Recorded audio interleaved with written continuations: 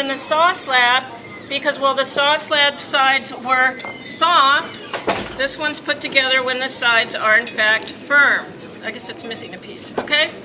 So to do that, we're going to first roll out a slab we have here.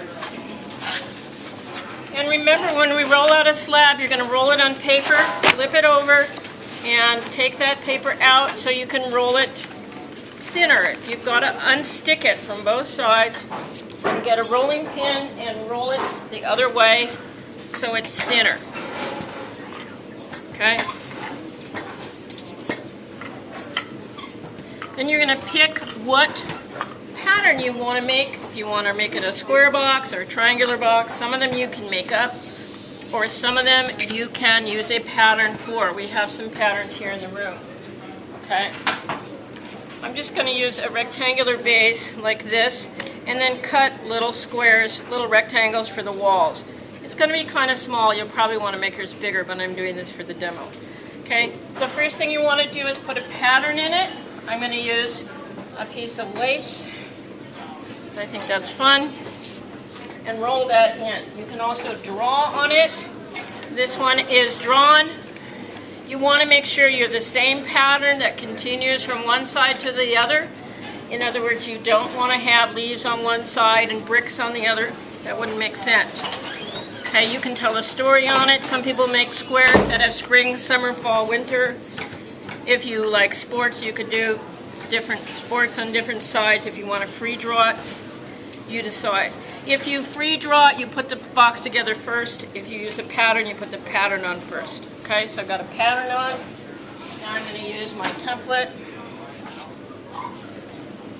It's going to have little walls, but hopefully you'll get the idea. So you need a pin tool for cutting. So you're going to cut like this. And if you have all four sides for the templates, we have those, you can do that. But if you don't, you can think, oh, well, this one is going to go up from here, like that. This one is going to go out here about the same height as the first one. If they have uneven tops, that's good. I don't want stuff with just flat tops necessarily, because that gets a little boring. Okay. So now I have my 5 sides, a bottom and 4 sides, like that. And I can peel the rest of this clay away.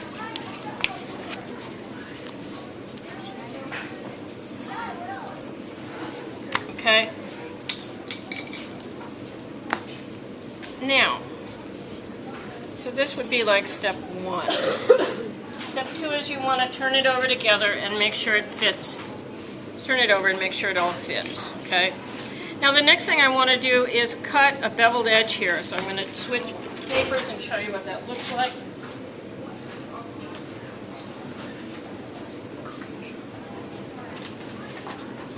So what I've done for this one is I've just I've laid it out. I've cut all of these at a 45-degree angle with a pin tool. You can get a close-up of that. This way they're going to fit together when I put it together like that. Okay. So after the first day, you've got the patterns, you've got the 45-degree angles cut. You want to kind of fold it up in paper so it can absorb some of the moisture. And you're going to put it in a bag that's loosely closed, or pretty much closed, because this is going to absorb a lot of the water. Okay. The next day, then, you're going to take it out. And you're going to be ready to put it together. This one is partially put together already. And the key to putting it together is, of course, I've cut these already. Like that. And I'm going to score them. And put slip on. Score, score, score, score. Put slip on. Always, that's how we join things. Do a neater job than I'm doing right now. And then I'm going to push them together. The thing that people do wrong the most in this is they don't push it together. You've really got to shove it together, pushing one hand against the other, okay? Now it's open like that. These aren't going to be perfectly straight for the most part, but I've got to fill this up with a little bit of clay. So I need to take a little bit of clay and make little worms, okay? Little tiny coils. Little tiny coils. You don't want to see these when we're done.